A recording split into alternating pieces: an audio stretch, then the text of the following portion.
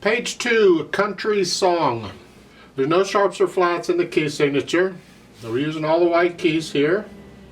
4/4 time, so there's 4 counts in a measure, or we're counting to 4, and we're counting quarter notes. Okay. Look at the first measure in the right hand. Just take it one hand at a time, make sure we have the fingering and the notes and all that worked out. And right now I'm going to connect everything except for the wrists.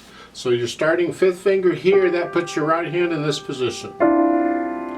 Now you notice the first measure only has 3 counts in it. It's supposed to have 4. It's a pickup measure. Now if you look at the last measure at the bottom of page 3, it's got 1 count in it. There you go. So we're coming in on count 2. So it's 2 and 3 and 4 and 1 and 2 and that's tied. You're going to hang on to that for 3 counts. So it's 3 and 4 and 1 and 2 and 3 and each one of these is tied across the bar line, so you have to hang on to it for 1 more count. Let's go down to, or go to the end of the 2nd line. You're here. You held that down for 5 counts. Now to go to the 3rd line, it's this note here. It's up here. So you just lift up and move here. If you do have to, you have to practice that, because we practice hand moves and we have to. So it's 1, 2, and then going on. Now bring the thumb down. Here, you didn't bring the whole hand down, just the thumb. And then top of page 3, 5, just lift up and move here. Just come down. And then 3rd measure at the top of page 3, or the next to the last measure. This is the 3rd measure, same difference. Again, come down again. So little fingers here. And you're back to where you started. But then on the 2nd line on page 3, you got to go back up to do it again. As if once wasn't enough. Last line. This whole note, you're going to hold that down for 3 measures in a beat.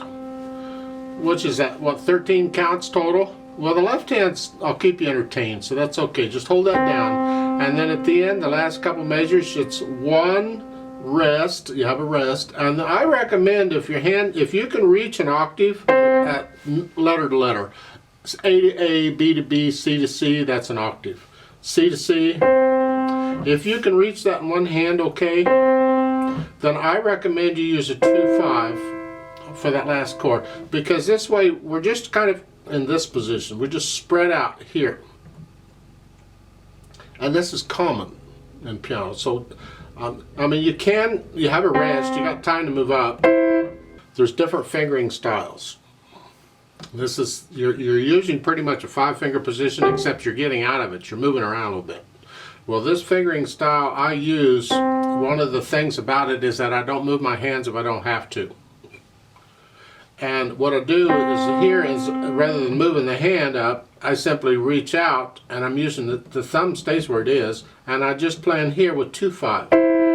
I'm basically in the same position, I just moved a little bit here. The thumb stays there. It's my anchor, sort of. So it's 1, rest, 2. Like so. You have really small hands, you can't reach that, then you have to use 1 and 5. This kind of fingering will help you later on when the music gets more complicated and more difficult.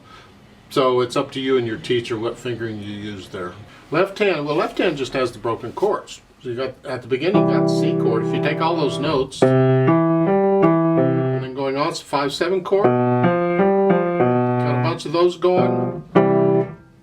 And at the bottom of page 3, here, that's a 4 chord. And then a 1 chord. And that last chord, it is a C and a G, but it has an 8/8 under it. Now I'm at the bottom of page 3. Have I lost you yet? I'm still trying. It has an 8/8 under it, so I go down an octave. Remember the 8/8. If it's above the staff, go up. If it's below the staff, go down. So I'm going to go down to this C and G. Here, I have a rest. I got time. Rest. During the rest, I move. Put the hands together here.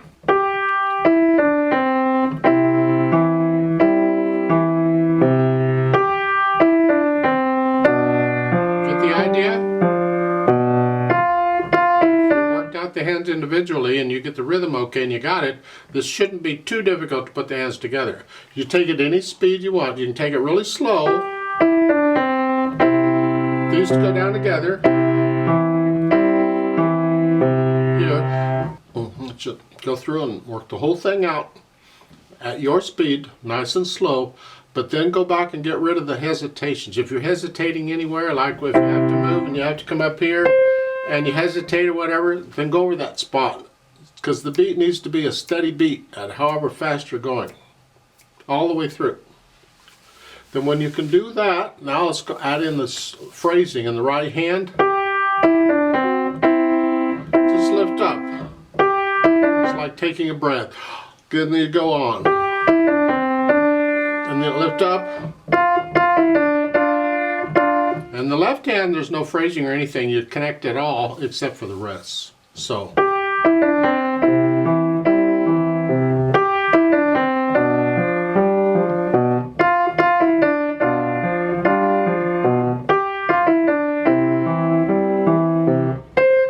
This is why we can move like this, because you're going to lift up for the phrase, like, well, you move while you do. See, you get the idea, I hope. The bottom of page 3, last line, you're here. Because that C is tied, you're just holding it down. And then the last 2 measures or so, you're here. Rest, and remember, just reach up and do that, and while you're doing that, you come down. I can focus on the left hand because I'm not really moving the right. Otherwise, I got to move both hands. That's hard to do, and I avoid that if I can. So here, I'm just going to come up here, and this goes down. Rest, and I'm there before I need to play them. I don't wait till I don't want to move and play immediately if I can help it. So I get it there, and then I'm ready to go. It doesn't have to be a quick jerky motion or nothing. You have a whole beat to do it. That's all right. Then we can add the dynamics. You know, the dynamics apply to the melody.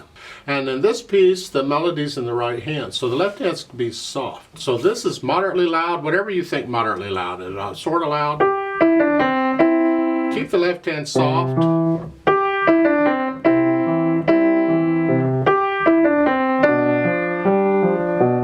And you just stay more or less that until you get down to the last line on page 2. You come up to loud. It's just a little louder than moderately loud. Loud is, no. The left hand stays in the background.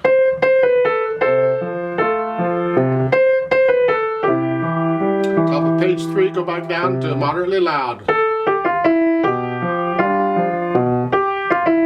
Second line, go back up loud. And third line, back down to moderately loud. And the last line, you're going to go down to soft. Don't be soft until you get to that P there. Well, if you listen to this note, because it's tied and it's dying away, automatically it's diminuendoing all by itself. Just follow that in the left hand. I want to hear this note all the time I'm playing all of this stuff in the left hand. So the last 2 lines would be this.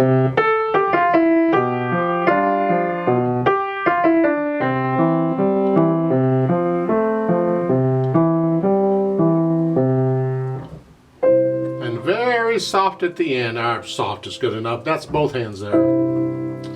Do the best you can with that. Now they've added pedal at the end. I totally disagree with that. If I were your teacher, I'd scribble that out. This whole thing has been clean and smooth and dry. No pedal, no overtones, no nothing, just no. But then in the last chord they want to add overtones. They want to add all that to it. No, I can understand the effect of it. I just disagree with it. If I'm not using pedal anywhere else, I'm not going to use it at the end either. And it is soft here anyway, so if I add overtones, it gives it a fuller sound, not necessarily louder, but a fuller sound. And I want less sound at the end. Yeah. So I would not use pedal there. It's up to you if you do or whatever. If you do, you push the pedal down right after you play the notes. The idea is I want to start the sound before I lift the dampers off the strings. So push the keys down first and then the pedal immediately after, and then lift the pedal with the hands at the end. Fermata, you just hang on to that note however long you think it should be. If I play it with a metronome, I'll just double it and I'll hold it for 2 counts instead of 1, since it's a quarter note, and that's it. Speed-wise, somewhere in the middle, your moderato. This is my moderato. 1, 2, 3, 4. 1, 2.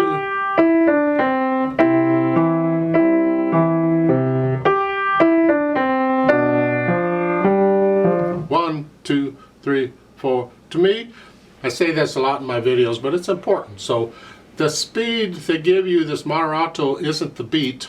What's a moderate beat? The speed applies to the flow of the piece. How do you make this piece sound moderato, moderate, somewhere in the middle? It depends on what's in it. Could have eighth notes or all kinds of notes in it, and the more notes in it, the slower it's going to go. The fewer notes in it, probably the faster it's going to go. So it depends on the piece and the music. Just what do you feel a moderate speed to this melody is?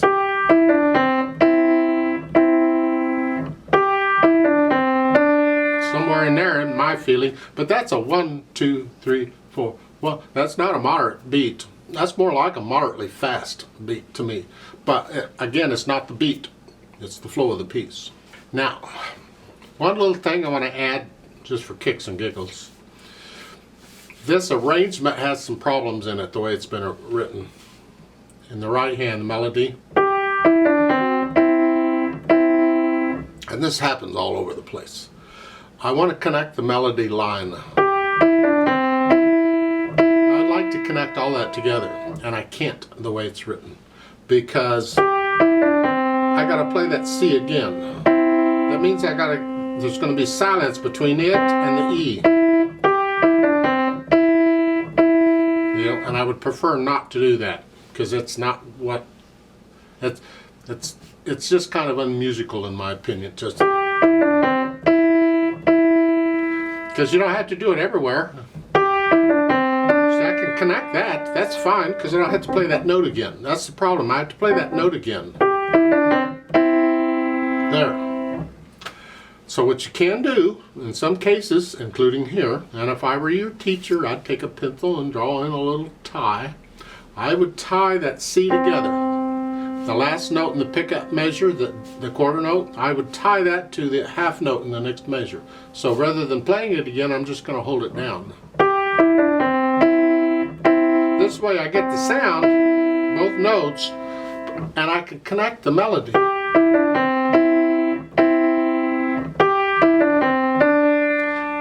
Same thing in the second line. I'd have to connect the D. Anytime I have to repeat that note, I just tie it instead. Now you can't always do this. In some music, in classical music, if that's the way the composer wrote it, it's the way the composer wrote it. There's other ways we can fix it. But when it's an arrangement like this, well, I don't know if this is really the way the composer wrote it. It's written specifically for this book or what. But in my mind, it's okay to just tie that note and do that. However, in the play with me, I'm going to play it the way it's written, because first you learn it the way it's written, and then if you want to go interpret it and do things like that. So if I tie these, it sounds like this.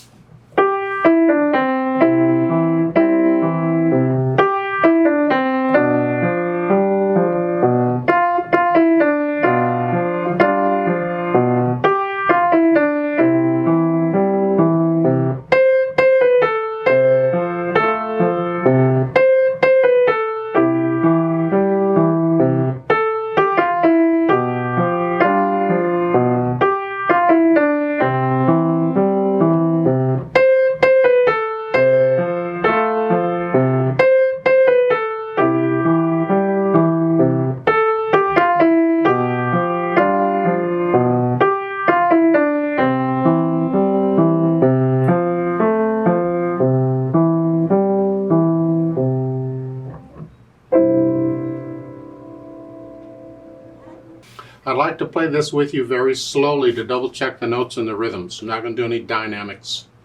So I'll give us 5 counts. It's a full 4 because it's in 4/4 time, plus 1 because we come in on beat 2.